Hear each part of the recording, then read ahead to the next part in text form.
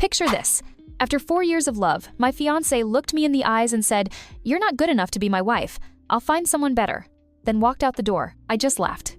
Fast forward, his new girlfriend tied the knot with someone else, and now he's flooding my phone, begging for a second chance. But here's the twist. My new husband's the one reading his desperate texts.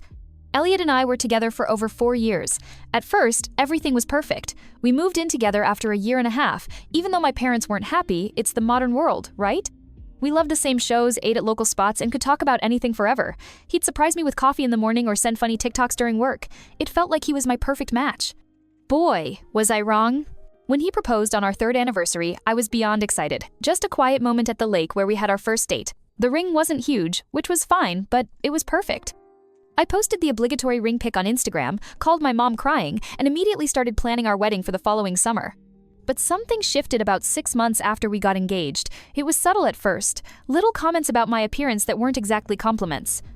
He started saying things like how that dress would look better if I toned up more, or maybe I should try a different hairstyle, something more sophisticated.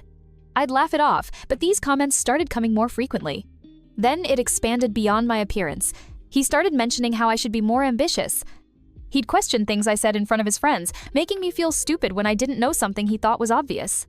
He even started making comments about my family being too simple and how I needed to elevate myself if I was going to be his wife. I wish I could say I immediately stood up for myself, but I didn't. Instead, I started believing him. I changed my hair, bought new clothes, started working longer hours. I even took online courses because he said I needed to be more cultured. Looking back, it's embarrassing how much I tried to change for him. But when you love someone, sometimes you don't see how toxic things have become until you're drowning in it. The breaking point came 3 months before our wedding. We were talking about final details when he made a comment about my dress, which he hadn't seen. I'm traditional that way. He said his mom was worried I'd choose something expected rather than classy enough. When I asked what that meant, he just unleashed. He went on this rant about how he'd been settling and was starting to realize I wasn't wife material for someone like him. He said his family had concerns about me being able to represent him properly in social circles. Then came the words I'll never forget. He looked me straight in the eyes and said I wasn't worthy of being his wife, and he thought he could find someone better. I just sat there, completely stunned. 4 years together, and that's what he thought of me? That I wasn't worthy? Who even says that to someone they supposedly love? I didn't cry. I didn't scream. I just laughed. It wasn't intentional. It just bubbled up from somewhere deep inside me. The absurdity of it all hit me at once. This man, who I'd been trying so hard to please for months, was telling me I wasn't good enough, when the reality was he wasn't worthy of me. My laugh obviously wasn't the reaction he expected. He looked confused, then angry, demanding to know what was so funny. I just shook my head and told him he was right. We shouldn't get married. But not because I wasn't worthy. Because I deserved better than someone who made me feel like I was never enough. I grabbed my purse, walked out of our apartment, and went straight to my best friend Monica's place. The tears came later that night. 4 years is a long time to invest in someone, and realizing it was over hit me hard. But underneath the sadness was this weird sense of relief, like I'd been carrying this heavy backpack and someone had finally taken it off. Elliot called and texted constantly over the next few days. At first, angry, calling me dramatic and saying I was overreacting. Then, apologetic, saying he didn't mean it and was just stressed about the wedding. Finally, condescending again, telling me I was making a huge mistake and would regret walking away from him. I stayed with Monica for 2 weeks while figuring out next steps. Canceling the wedding was a nightmare. PSA, wedding insurance is worth every penny, y'all. But my friends were amazing. They helped contact vendors, return gifts, and break the news to guests. My parents were supportive too, though I could tell my mom was worried about what people would think. Small-town gossip is brutal. The hardest part was going back to get my things. I deliberately went when I knew he'd be at work, but he showed up halfway through my packing. He switched between begging me to reconsider and coldly telling me I was making the biggest mistake of my life. He actually said, "Good luck finding someone else at your age," as if 29 is ancient. LOL. What struck me most was how he seemed more concerned about appearances than losing me. He kept saying things like, "Everyone's going to be talking about this, and my family has already told everyone about the wedding." Not once did he say he loved me or would miss me. That's when I knew for sure I was making the right choice. I found a small apartment across town and threw myself into making it my own space. It was the first time I'd lived completely alone, and honestly, it was freeing. I could decorate however I wanted, watch whatever shows I liked without commentary, and just exist without being evaluated. The first month was rough. I'd wake up reaching for him or think of something I wanted to tell him before remembering we weren't together anymore. But slowly, I started rediscovering parts of myself that had gotten lost in our relationship. I picked up hobbies I'd abandoned because he found them childish. I reconnected with friends I'd drifted away from because he didn't click with them. About 6 weeks after the breakup, I heard through mutual friends that Elliot was telling people I'd had some kind of mental breakdown, and that's why I ended things. Classic Elliot, rewriting history to protect his ego. I considered setting the record straight, but realized it didn't matter what people thought. The people who mattered knew the truth. What surprised me most was how many messages I got from friends checking on me and offering support. Several people confided that they'd noticed how Elliot spoke to me and had been concerned. One of his cousins even reached out to say she was proud of me for walking away. That validation helped on days when I second-guessed my decision. Through all this, Elliot's texts became less frequent but more manipulative. He'd send things like, "Just saw your favorite movie is playing at the theater?" Or, "Remember that restaurant we always wanted to try? Finally went there today." Never an apology, just weird breadcrumbs, like he was trying to remind me of what I was missing. I didn't respond to any of them. It's been 3 months now since that night, and I can honestly say I'm doing better than expected. My apartment feels like home. I've been doing better at work. Turns out I am ambitious when I'm not being told my job isn't good enough. I've even started dating again, nothing serious, just coffee meetups to remind myself there are decent men out there. I still have moments where I miss what we had. 4 years is a long time, and not all of it was bad. But then I remember his face when he told me I wasn't worthy, and I know I made the right choice. So that's where I am now, single at 29, starting over, and surprisingly okay with it. I don't know what's next, but for the first time in a long time, I'm excited to find out. First update. Hey Reddit, it's been about 8 months since my original post, and wow, so much has happened that I felt like I needed to update y'all. First, thank you for all the supportive comments. I read every single one, even if I couldn't respond to them all. You guys really helped me during a really tough time. So, where to begin? I guess I'll start with Elliot. About a month after my last post, I heard through our mutual friends that he was seeing someone new. Her name is Daisy, and apparently she's everything I'm not. Comes from money, has some fancy job in the city, commutes about an hour each way, and according to Monica, who ran into them, she dresses like she walked out of a magazine. Initially, this news hit me harder than I wanted to admit. Even though I knew he wasn't right for me, there's something uniquely painful about seeing how quickly someone can replace you after 4 years together. I had a bit of a setback when I first heard about them, spent a weekend feeling sorry for myself, scrolling through old photos, and wondering if maybe I should have tried harder to be what he wanted. But then I remembered why we broke up in the first place. That "you're not worthy" comment that showed exactly what he thought of me. No amount of changing yourself should be about making yourself worthy of someone else's love. Either they love you for who you are, or they don't deserve you. That's something my therapist helped me realize. Yes, I started therapy after the breakup, and it's been amazing. Anyway, I forced myself to get out of my apartment that Monday and met up with Monica for dinner. She mentioned that her brother was having a birthday gathering that weekend and practically begged me to come. After some persuasion and maybe a glass or two of wine, lol, I agreed to go. And Reddit, that's where I met Wyatt. He's Monica's brother's best friend from college and was in town for the birthday. We ended up talking most of the night. First in a group setting, and then somehow we found ourselves sitting on the porch swing, having this deep conversation about everything from our favorite podcasts to our biggest fears. There was no pressure, no awkward flirting, just this easy connection that I hadn't felt in maybe ever. I wasn't looking to jump into another relationship. Honestly, I was enjoying my independence and still working through the Elliot breakup. But Wyatt and I exchanged numbers, and he texted the next day asking if I'd want to grab coffee before he headed back home. He lives about 40 minutes away in the next town over. That coffee turned into lunch, which turned into a walk in the park, which turned into dinner. We spent the entire day together, and it felt so easy. He asked thoughtful questions and actually listened to my answers. He talked about his family with this genuine passion, and not once did he make any comment about my appearance, my job, or my potential. He seemed interested in who I actually am, not who I could be. We started dating long distance. If you can call 40 minutes long distance, LOL. He'd come to my town some weekends. I'd go to his others. We had our fair share of awkward early relationship moments, like when his Roomba got stuck under the couch during our third date and started making this unholy screeching noise right when we were having a serious conversation. Or when I tried to cook him dinner and set off his smoke detector 3 separate times. But those moments just became things we laughed about rather than sources of tension. About 3 months into dating Wyatt, I ran into Elliot and Daisy at Target. I'd been dreading this moment, imagining I'd feel jealous or inadequate. But when I saw them, the weirdest thing happened. I felt nothing. No jealousy, no anger, not even awkwardness. Just this calm recognition that that part of my life was over. We exchanged brief hellos, and I noticed Elliot looking surprised at how comfortable I seemed. Daisy was polite, but clearly uncomfortable. The whole interaction lasted maybe 30 seconds, but it felt like a huge personal victory. Later that week, I got my first text from Elliot in months. "Good to see you. You look well. Would love to catch up sometime, as friends." I showed it to Wyatt, who just raised his eyebrows and said, "What do you want to do about it?" Not telling me how to respond, not getting jealous, just supporting whatever I decided. I chose not to respond to Elliot. Some doors are better left closed. As for Wyatt and me, things progressed naturally, but not too slowly. After 6 months of dating, he suggested I move in with him, since I was spending most weekends at his place anyway. His house is older but has so much character, and he'd been renovating it himself, room by room. The idea of leaving my little apartment was scary. It had been my safe haven after the breakup, but it also felt right. Moving in together was an adjustment, isn't it always? We had to figure out where all my stuff would go in a house that was already fully furnished.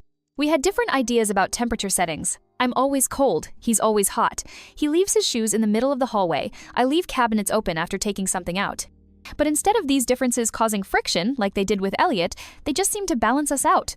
Through Monica, who remains an excellent source of small-town intelligence, I heard that Elliot and Daisy were getting serious. Apparently, he took her to meet his parents, which was something he and I didn't do until almost 2 years into our relationship. I was surprised by how little this bothered me.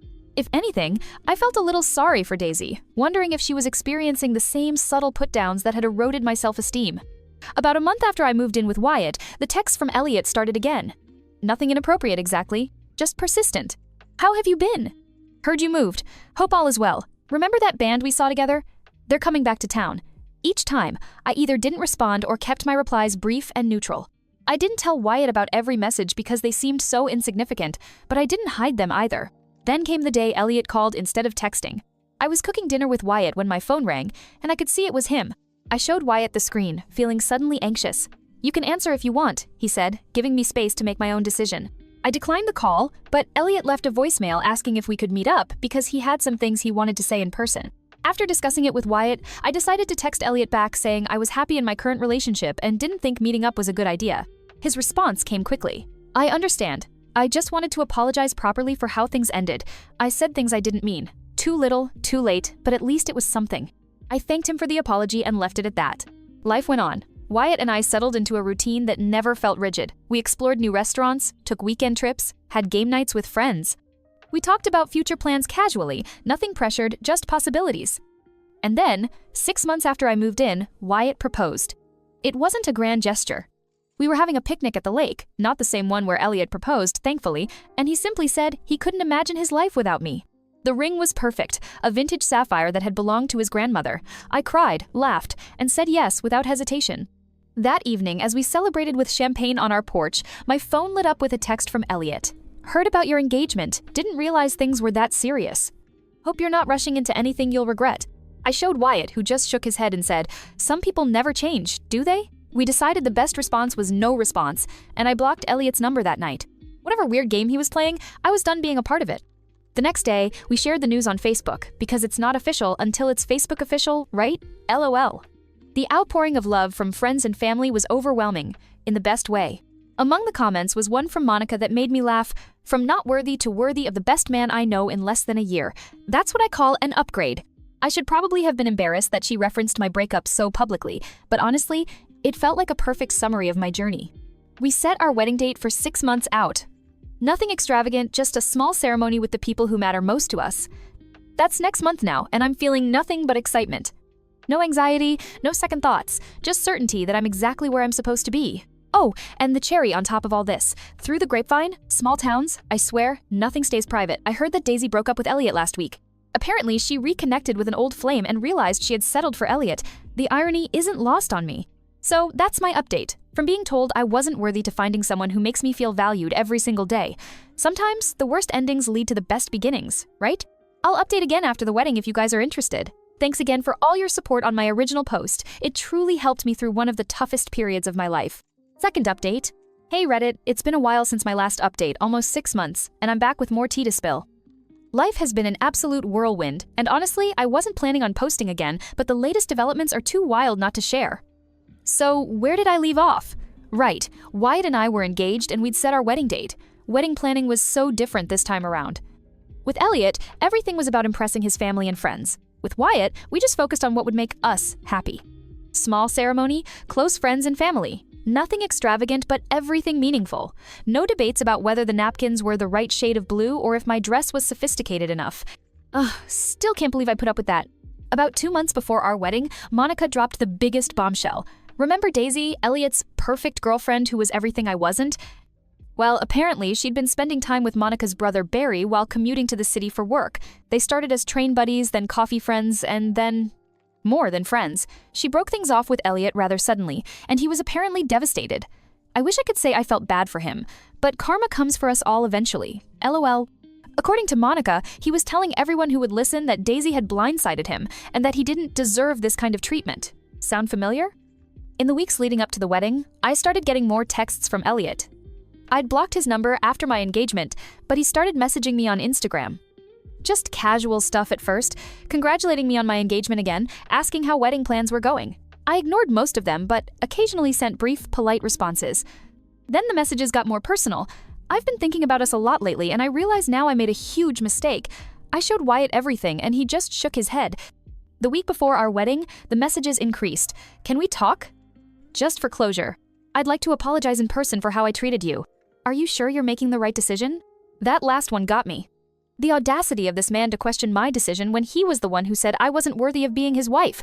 I stopped responding completely. Our wedding day was perfect in all the imperfect ways that make something real. It rained in the morning, supposedly good luck. My veil got caught on a rosebush during photos. And Wyatt's nephew announced he had to pee right in the middle of our vows. But none of that mattered. We were surrounded by people who genuinely loved us for who we are, not who they wanted us to be. And yes, Elliot tried calling me 3 times during the wedding. My maid of honor, Monica, of course, had my phone and just silenced it. When she told me later, we both laughed. Imagine thinking your ex would answer your call on her wedding day. We honeymooned in a little beachside town about 4 hours away, just a cute Airbnb with an ocean view. We spent our days exploring local shops, eating too much seafood, and just enjoying being together without wedding stress. It was the most relaxed I'd felt in years. When we got home, I had 17 missed calls from Elliot, plus a string of Instagram messages that started with "I need to talk to you" and progressed to "please don't ignore me." And finally, I made a huge mistake letting you go. I showed Wyatt, who looked concerned rather than jealous. "Do you want me to talk to him?" He offered. Maybe he'd finally get the message. I hesitated, then nodded. The opportunity came sooner than expected. We were unpacking from our honeymoon when my phone rang. Elliot again. Without missing a beat, Wyatt picked it up and answered cheerfully, "Hello, Ruby's phone." There was a long pause. Then Elliot asked if Ruby was available. Wyatt, cool as could be, said, "She's a bit busy unpacking from our honeymoon right now. This is her husband, Wyatt. Is there something I can help you with?" The silence on the other end was deafening. Finally, Elliot stammered something about just wanting to congratulate us. Wyatt thanked him politely, told him we appreciated the thought, but that Ruby had moved on completely and would prefer not to keep in contact. He wasn't rude or aggressive, just calm, direct, and firm. After he hung up, I just stared at him in amazement. No drama, no jealousy, no insecurity, just setting a healthy boundary. That is what a real partner does. Elliot hasn't called since. He sent one last message. "I understand now. I'm sorry for everything. You deserve to be happy." It felt like the final page of a chapter I'd been trying to close for a long time. Looking back on everything that's happened in the past year and a half, it's strange to think how devastated I was when Elliot told me I wasn't worthy of being his wife. At the time, it felt like my world was ending. Now, I realize it was actually beginning. I'm not sharing this update to gloat or seek validation, though your supportive comments on my previous posts helped me through some really tough times. I'm sharing because I want anyone going through something similar to know that sometimes the worst moments of your life can lead you to exactly where you're supposed to be. Wyatt and I are talking about buying a house now. Just somewhere to build our life together. Somewhere that feels ours from the beginning, with no ghosts of relationships past. So that's where I am now. Happily married at 30, starting a whole new chapter, and finally understanding what it means to be truly valued by someone. I might post one more update down the road, but for now, life is good. Better than good. It's exactly as it should be. Thanks for reading, Reddit. Your support has meant more than you know. Last update.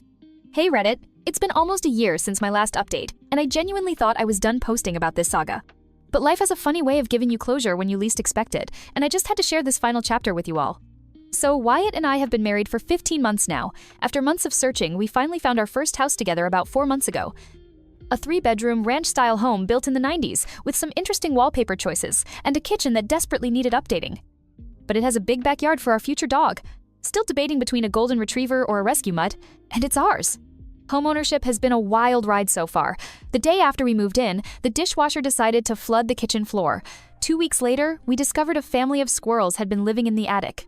And don't even get me started on the bathroom sink that randomly gurgles in the middle of the night. But honestly, working through these little disasters together has been strangely fun. Wyatt and I make a good team. He's better at the heavy lifting, I'm better at organizing the chaos. After getting mostly settled, we decided to host a housewarming party. Just a casual Saturday afternoon gathering with about 20 friends and family members. I spent days cleaning every corner, arranging snack platters, and making sure our new place looked presentable, despite the half-finished painting project in the hallway.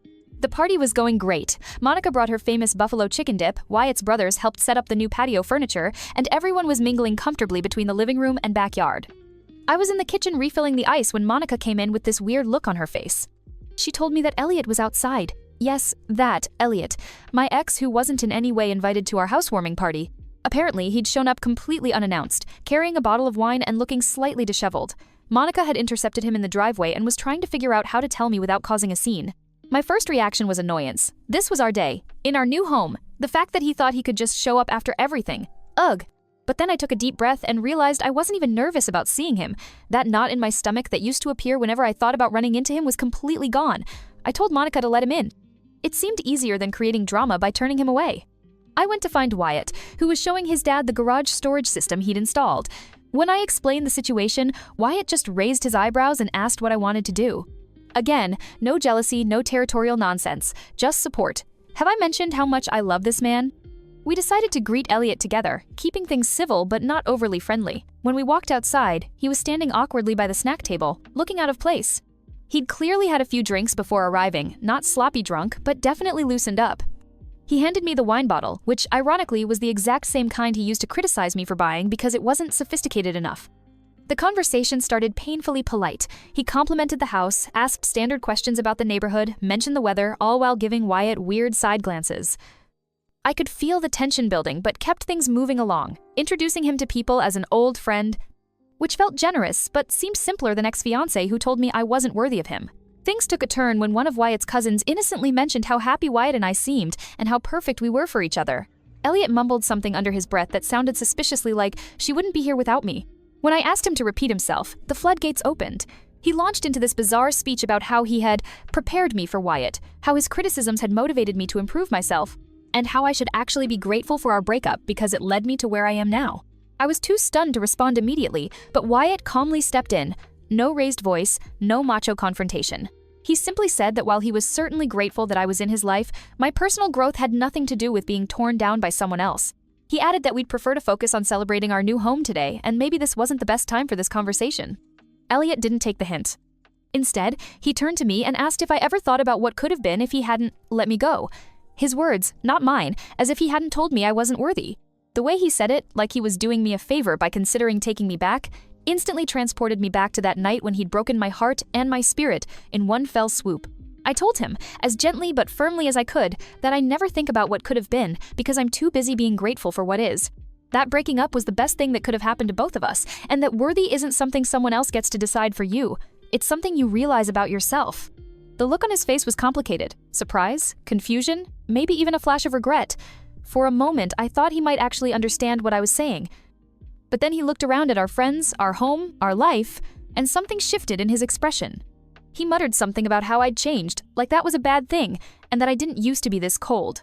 Before I could respond, Monica stepped in with perfect timing. She mentioned that she'd run into Daisy and Barry last weekend at the farmer's market.